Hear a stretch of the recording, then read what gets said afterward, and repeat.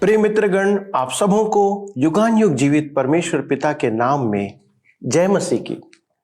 मित्रों, यदि हमको अपने जीवन के बारे में पूर्ण रूप से समझना है तो हमें स्वयं से या अपने पूर्वजों से खोज आरंभ करना नहीं होगा, पर हमें अपने बनाने वाले परमेश्वर से वहां से आरंभ करना होगा।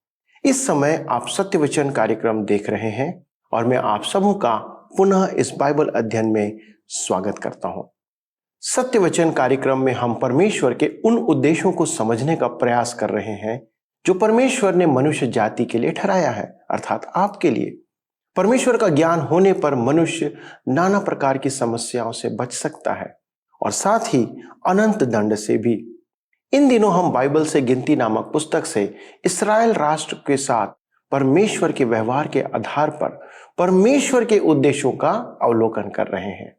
बाइबल मानव रचित ग्रंथ नहीं है, पर परमेश्वर की प्रेरणा से मनुष्यों द्वारा लिखा गया ग्रंथ है। इसलिए इसमें हम परमेश्वर के उद्देश्यों, नियमों, विधियों को स्पष्ट रूप से देख सकते हैं। गिनती की पुस्तक का अध्ययन करते हुए हम पाते हैं कि परमेश्वर अपने चुने हुए लोगों का पूरा हिसाब रखते हैं, लेखा जोखा रखते हैं। निर्गमन की पुस्तक तक आते हुए हमने इस बात को देखा कि परमेश्वर अपने लोगों की हर प्रकार से देखरेख करते हैं और उन्हें गुलामी के या दासत्व के जीवन से स्वतंत्र करते हैं।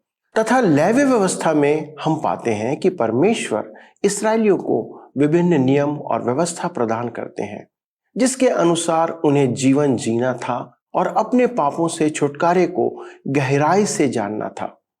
पर अब हम गिनती की पुस्तक में आने पर पाते हैं कि परमेश्वर उनकी उम्र के अनुसार उनकी जनगणना करते हैं। बताना चाहते हैं परमेश्वर कि अब वे अपनी सुरक्षा का ध्यान स्वयं रखें। इस कार्य के लिए वे योग्य लोगों को अलग करते हैं और उन्हें उनकी जिम्मेदारियों से अवगत कराते हैं, जिसके कि वे आगे आने वाले शत्रुओं का सामना कर सकें। यह कितनी ही अद्भुत बात है मित्रों कि परमेश्वर अपने चुने हुए का संपूर्ण मार्गदर्शन करते हैं और आपका भी, और उन्हें पूरी योजना बनाकर देते हैं कि उन्हें क्या करना है और क्या नहीं करना है। मनुष्यों के विचारों में असमानता हो सकती है और होती भी है, पर परमेश्वर के विचार और योजनाएं सदा अटल और स्थिर होती हैं। परमेश्वर कहते हैं, मैं ना बदलने वाला परमेश्वर हूं। तो चलिए मित्रों, अपने मनों को आज के अध्ययन के लिए तैयार करते हैं। और रूबेन के गोत्र के गिने हुए पुरुष 46,500 थे और शिमोन के गोत्र के गिने हुए पुरुष 59,300 थे। और इसी प्रकार से यह सूची पद 46 तक उपलब्ध है। गिनती की पुस्तक 1 अध्याय के 46 पद में लिखा है, और वे सब गिने हुए पुरुष मिलाकर 6,03,500 थे। अब हमें पता चलेगा कि लेवी वंश की गिनती नहीं है। आइए हम देखें गिनती 1 अध्याय उसके 47 से 50 पद तक। इनमें लेवीय अपने पितरों के गोत्र के अनुसार नहीं गिने गए, क्योंकि यहोवा ने मूसा से कहा था, लेवीय गोत्र की गिनती इस्राएलियों के संग न करना, परंतु तू लेवियों की साक्षी के तंबू पर और उसके कुल सामान पर, अर्थात जो कुछ उससे संबंध रखता है, उस पर अधिकारी नियुक्त करना, और कुल सामान सहित निवास को वे ही उठाया करें और वे ही उसमें सेवा टहल भी किया करें, और तंबू के आसपास वे ही अपने डेरे डाला करें। युद्ध के लिए उनकी संख्या न लेने का कारण यह था कि वे पूर्णतः मिलाप वाले तंबू के प्रति उत्तरदायी थे। प्रत्येक संध्या जब वे शिविर में प्रवेश करते तो उसे खड़ा करते और प्रस्थान के समय उसे बांधते थे। गिनती की पुस्तक 1 अध्याय उसके 51 से 53 में आगे लिखा है, और जब जब निवास को आगे ले जाना हो तब तब लेवीय उसको गिरा दें, और जब जब निवास को खड़ा करना हो तब तब लेवीय उसको खड़ा किया करें, और यदि कोई दूसरा समीप आए तो वह मार डाला जाए। इस्राएली अपना अपना डेरा अपने अपनी छावनी में और अपने अपने झंडे के पास खड़ा किया करें, पर लेवीय अपने डेरे साक्षी के तंबू ही के चारों ओर खड़े किया करें। कहीं ऐसा न हो कि इस्राएलियों की मंडली पर मेरा कोप भड़के और लेवीय साक्षी के तंबू की रक्षा किया करें। इस्राएली लोगों के लिए यह जानना जरूरी था कि वे कौन थे, अतः वंशावली। यह भी महत्वपूर्ण था कि हर एक व्यक्ति जाने कि वे कहाँ के हैं। तब उसे शिविर में एक निश्चित स्थान मिलता था। यही बात हमारे लिए भी उपयुक्त है। हमें अपनी वंशावली जानना भी जरूरी है। यह तथ्य कि हम परमेश्वर के परिवार के और उसके बच्चे हैं, और यह भी मालूम होना चाहिए कि हम कहाँ के हैं। अगले अध्याय में हम इसके बारे में और भी अधिक जानकारी प्राप्त करेंगे। यहाँ पर अध्याय 1 समाप्त होता है और अब हम अध्याय 2 से अपने अध्ययन को बनाए रखेंगे। अध्याय 2 का विषय है निर्जन प्रदेश का यात्रा समय, 12 गोत्रों का स्थान और स्तर। प्रथम अध्याय में हमें जनगणना संबंधित जानकारी प्राप्त हुई। प्रत्येक इस्राएली को पता चला कि वह कौन था। उसे इसकी भी जानकारी होनी थी कि वह कहाँ का है। निर्जन प्रदेश यात्रा के इतने लंबे समय में उनके शिविरों की स्थिति और क्रमबद्धता से चलना परमेश्वर के आदेश निर्देश में रहा था। मित्रों, हमें ज्ञात है कि उन्होंने अपने शिविरों पर ध्वज फहरा रखे थे। ये झंडे ऊपर फहराए गए थे। इन पर क्या अंकित था? पुराने नियम के 2 विद्वानों के विचार आपके समक्ष प्रस्तुत करना चाहता हूं। यह पंचग्रंथ खंड 3 की टीका से उद्धृत है, न कि मूसा के व्यवस्था में और न ही पुराने नियम में। इन ध्वजों व झंडों के आकार व चरित्र का कोई उल्लेख हमें मिलता है। यहूदी विद्वानों की परंपरा के अनुसार यहूदा के ध्वज पर सिंह का चित्र था। रूबेन का प्रतीक कुछ मानव समान या मनुष्य का सिर था।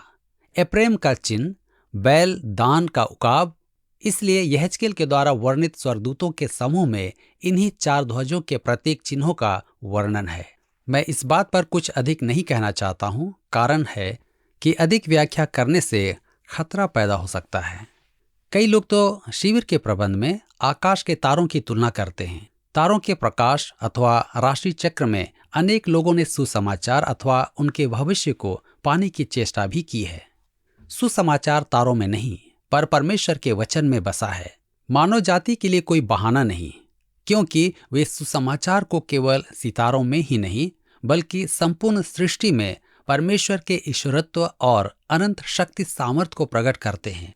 ध्वजों, पताकाओं में नाम गोदना अथवा चिन्ह अंकित करने का कोई महत्व नहीं, क्योंकि हमें मालूम है कि यह परंपरा सदैव सत्य नहीं होती। आइए देखें शिविर का प्रबंध। गिनती 2 अध्याय 1 से 3 पद में। फिर यहोवा ने मूसा और हारून से कहा, इस्राएली मिलाप वाले तंबू की चारों ओर और उसके सामने अपने अपने पितरों के घराने के निशान के समीप अपने डेरे खड़े करें, और जो अपने पूर्व दिशा की ओर जहां सूर्योदय होता है अपने अपने दलों के अनुसार डेरे खड़े किया करें। वे ही यहूदा की छावनी वाले झंडे के लोग होंगे, और उनका प्रधान अमीनादाब का पुत्र नहशोन होगा। ध्यान दें कि सारा शिविर मिलाप वाले तंबू के संदर्भ में ही स्थित है। शिविर के मध्य में तंबू और उसके चारों तरफ इस्राएली निवास करते थे, और उनके झंडे व ध्वज ही शिविर में उनके निश्चित स्थान की पहचान थे। पूर्व की ओर यहूदा का स्थान था। इस्साकार का गोत्र और जबूलून का गोत्र यहूदा के साथ उसी ध्वज का प्रतीक चिन्ह सिंह था। तो जब भी इन तीनों गोत्रों के लोग ध्वज या पताका का सिंह का अवलोकन करते, उन्हें पता चलता है कि उनका स्थान कहाँ पर है। गिनती 2 के 10 में लिखा है, दक्षिण की ओर रूबेन की छावनी के झंडे के लोग अपने अपने दलों के अनुसार रहें, और उनका प्रधान शदेऊर का पुत्र एलीसूर होगा। रूबेन के गोत्र का निश्चित स्थान दक्षिण की ओर था, जिसमें शिमोन और गाद शामिल थे। आइए हम पढ़ें गिनती 2 के 18 पद में।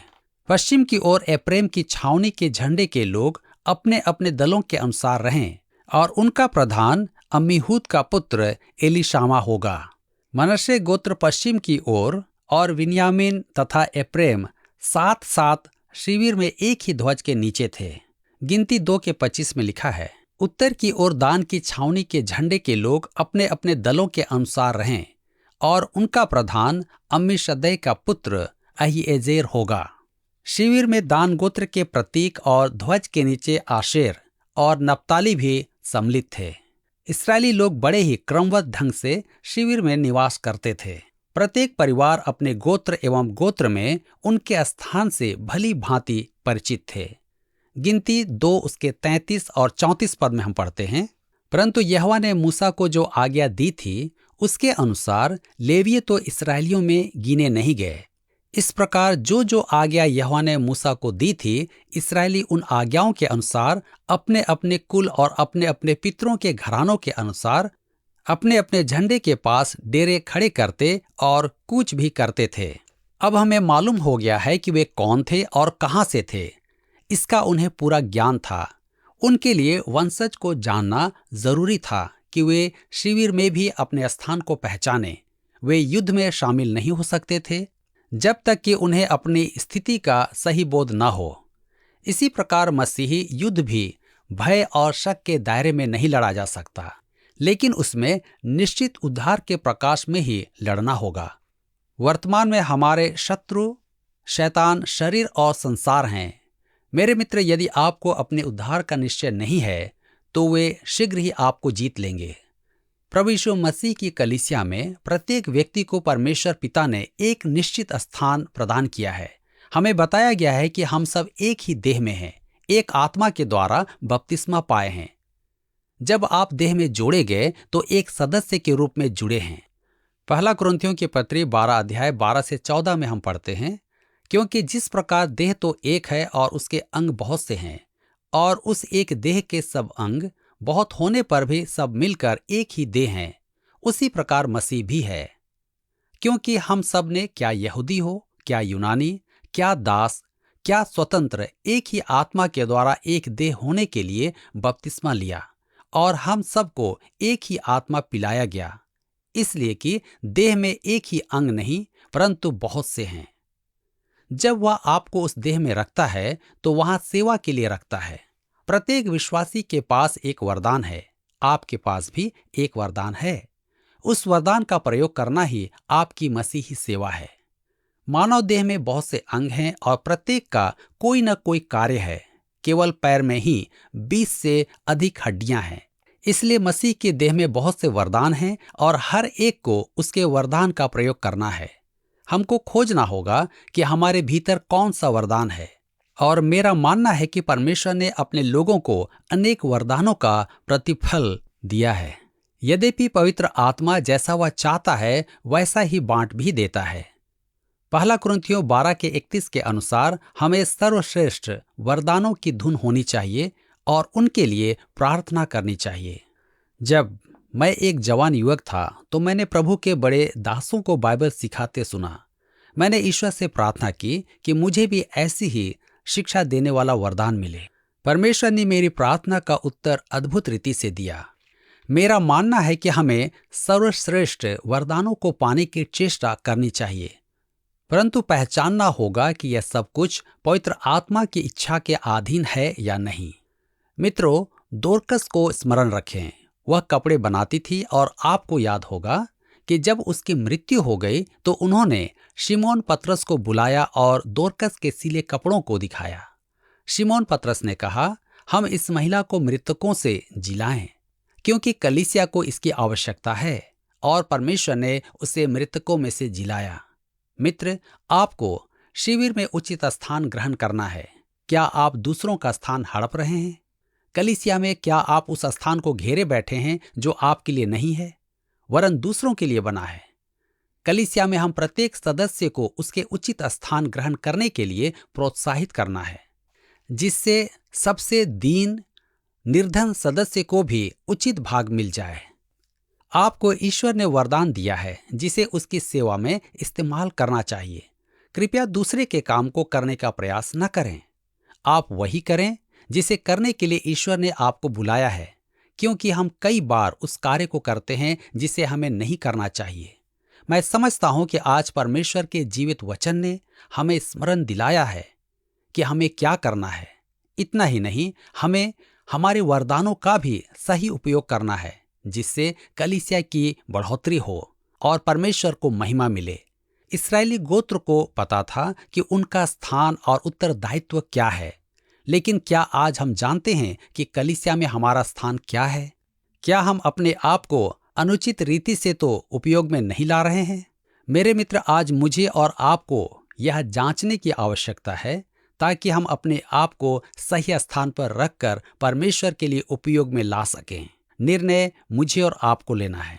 क्या आप तैयार हैं? आइए हम आगे देखेंगे गिनती की पुस्तक 3 अध्याय विषय है जनगणना, लेवीय की स्थिति एवं सेवा, निर्जन प्रदेश यात्रा के दौरान। जैसे ही हम अध्याय 3 तक पहुंचते हैं, परमेश्वर इस्राएली संतान पर निर्जन प्रदेश की यात्रा के लिए प्रकट होते हैं। सर्वप्रथम शिविर क्रमबद्ध ढंग से होना चाहिए। हमने देखा कि जनगणना इसलिए की गई कि युद्ध के लिए सेना चुनी जा सके। लोगों को जानना चाहिए कि वे कौन हैं और उन्हें यह निश्चित हो कि वे अब्राहम की संतान हैं। तब उन्हें ध्वज अर्थात प्रतीक की आवश्यकता थी, जिससे वे शिविर में अपने स्थान को पहचाने। अध्याय 3 में लेवीय गोत्र का चित्रण है, जो हमें याद दिलाएगा कि उन्हें क्या करना है। यह वह गोत्र है जो मिलाप वाले तंबू की सेवा करते थे। यद्यपि प्रथम जनगणना में उनको अलग से शामिल नहीं किया गया था, परंतु उनकी गिनती अलग से इसलिए की गई थी कि वे शिविर में एक निश्चित स्थान प्राप्त कर सकें। आइए आगे देखें हारून और मूसा। गिनती 3 अध्याय 1 से 4 पद। जिस समय यहोवा ने सीनै पर्वत के पास मूसा से बातें की, उस समय हारून और मूसा की यह वंशावली थी।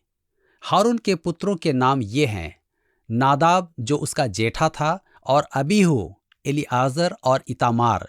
हारून के पुत्र जो अभिषिक्त याजक थे और उनका संस्कार याजक का काम करने के लिए हुआ था, उनके नाम ये ही हैं।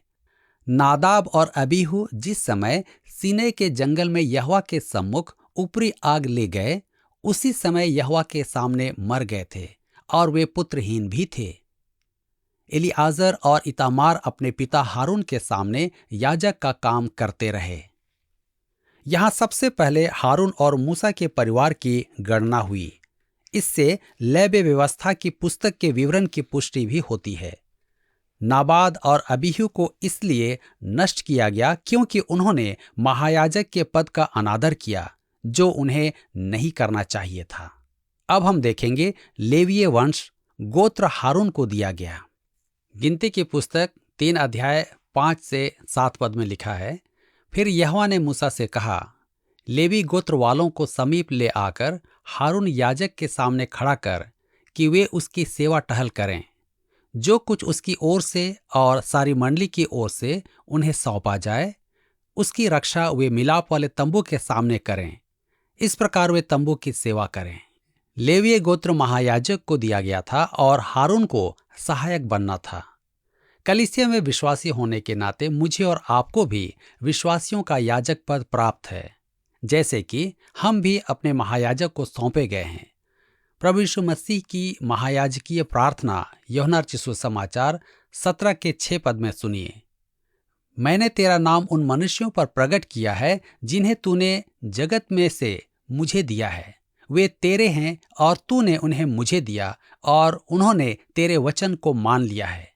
विश्वासियों का समूह ही कलीसिया है। उन्हें प्रभु यीशु मसीह को सौंपा गया है।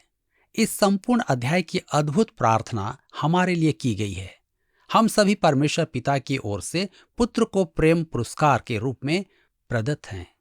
हम में से कुछ यह भी सोच सकते हैं कि यह तो पर्याप्त नहीं है, परंतु हमें यह स्मरण रखना होगा कि यह सब वह नहीं जो हम हैं, परंतु वह हमको क्या कुछ बना देगा, यह एक महत्वपूर्ण बात है। लेवीय वंश को हारून को पुनः सुपुर्द किया गया।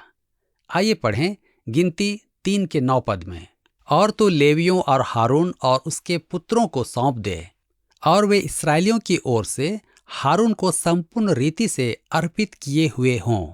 इसका कारण भी स्पष्ट है।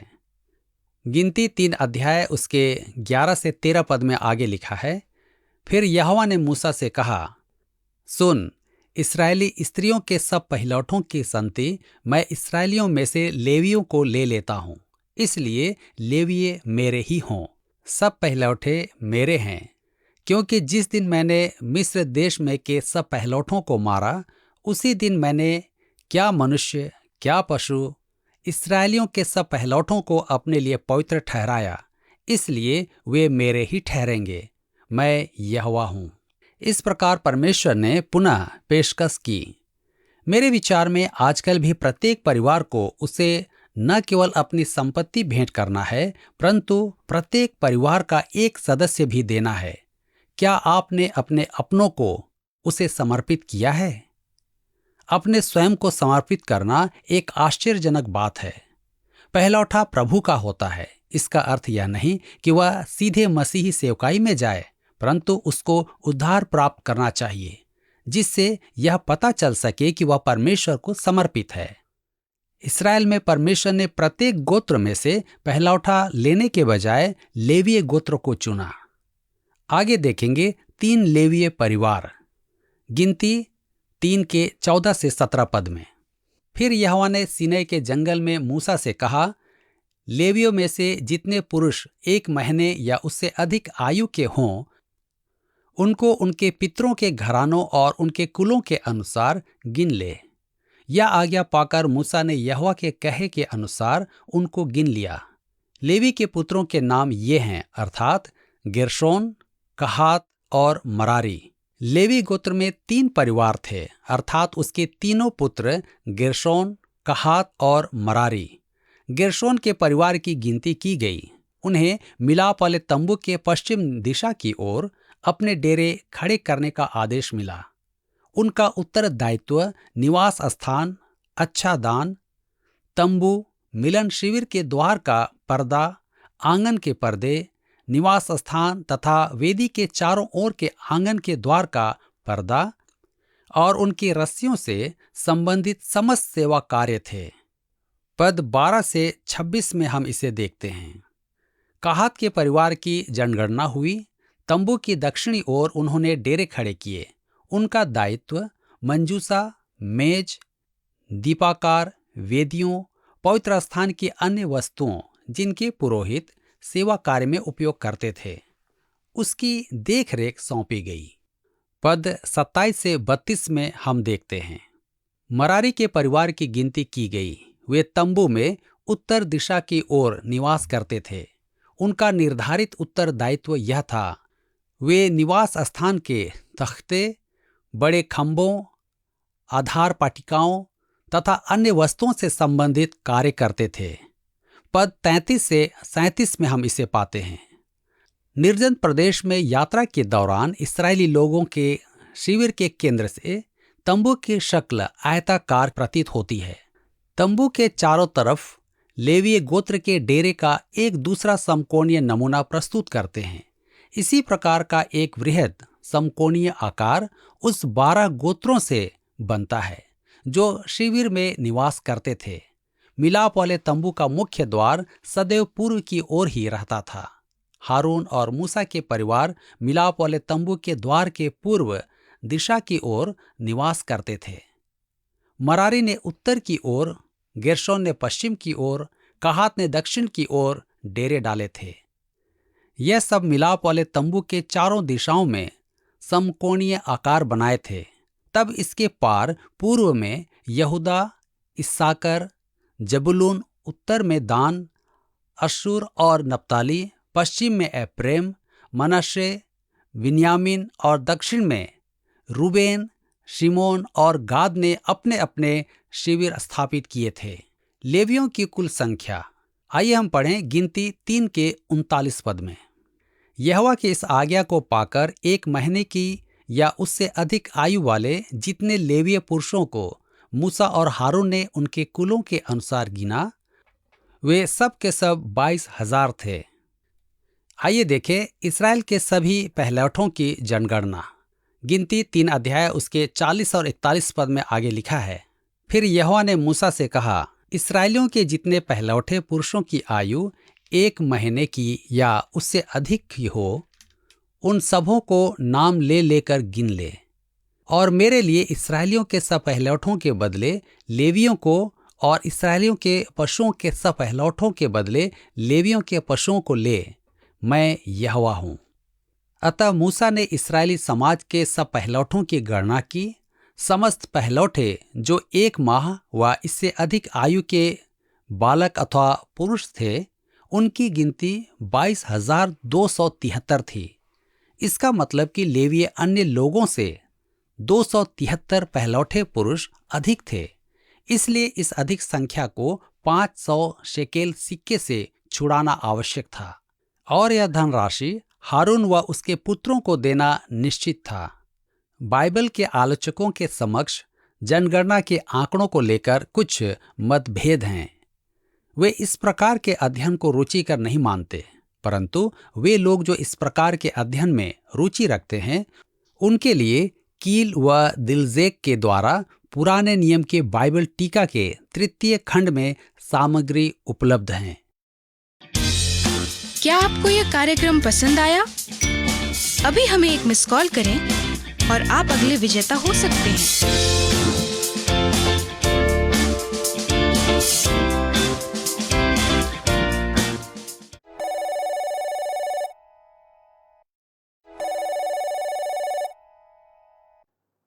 प्रिय मित्रगण, आज हमने देखा कि परमेश्वर ने इस्राएल के एक एक गोत्र का लेखा जोखा रखने को कहा। इसका कारण यह भी है कि परमेश्वर चाहते हैं कि प्रत्येक इस्राएली इस बात को समझे कि वह कौन है और उसका संबंध किस परमेश्वर से है, और साथ ही वह यह भी जाने कि उसकी जिम्मेदारियां क्या है। दोस्तों, ये सारी जिम्मेदारी और पहचान आपकी भी है। आप और मैं जब मसीह यीशु के द्वारा उससे या उसकी कलीसिया के अंग बन जाते हैं, तो हम भी एक चुनी हुई प्रजा और हमारी भी जिम्मेदारी बन जाती है कि हम अंधकार की शक्तियों से आत्मिक युद्ध करें। प्रभु यीशु मसीह के द्वारा से हम परमेश्वर की संतान बन जाते हैं और हम उस परमेश्वर के वंश में आ जाते हैं जो इस संसार और सब कुछ का सृजनहार है। जब हमें अपने परमेश्वर के वंश के अनुरूप ही कार्य करने की आवश्यकता है और इसके साथ जिम्मेदारियां भी हैं। परमेश्वर चाहते हैं कि हम उसके राज्य में संपूर्ण भागीदारी बनाए रखें, ना कि मूक दर्शक बन के संसार में जीवन जीते रहें। परमेश्वर ने प्रत्येक विश्वासी को अनेक वरदान दिए हैं जिसे वह मसीह की देह की उन्नति के लिए उपयोग करें। प्रियो, आइए हम प्रार्थना के द्वारा अपने आप को एक बार फिर से परमेश्वर के लिए समर्पित करें और अपनी जिम्मेदारियों को पहचानें। हमारे स्वर्गीय पिता, हमारे प्रभु यीशु के नाम से आपको धन्यवाद देते हैं कि जब आपने हमें मसीह यीशु में चुना तो हमें आपने बहुत सी जिम्मेदारियां दी हैं। कलीसिया के अंग होने के नाते हमारे पास जो जिम्मेदारियां हैं, हमारे पास जो आपने वरदान दिए हैं, अनुग्रह करें पिता कि हम उन वरदानों को आपकी सेवा में, आपकी कलीसिया की उन्नति में और हमारे अपने लोगों को और संसार के लोगों को मसीह के बारे में बताने में उसको हम उपयोग करें। पिता, हमारे सभी दर्शकों के लिए प्रार्थना करते हैं जिन्होंने ये निर्णय लिया है कि वे अपनी जिम्मेदारियों को पूरा करेंगे, जिन्होंने इस बात के लिए एक संकल्प किया है कि वे आपके साथ आगे चलते रहेंगे और अपने वरदानों को आपकी महिमा के लिए उपयोग करेंगे। प्रभु, हम आज इन सभी दर्शकों को आपके पवित्र, सामर्थी और सुरक्षित हाथ में समर्पित करते हैं और विनती करते हैं उन्हें अपनी महिमा के लिए आज से उपयोग करना आरंभ करें। हमारे प्रभु यीशु मसीह के द्वारा से इस विनती को मांगते हैं, आमीन।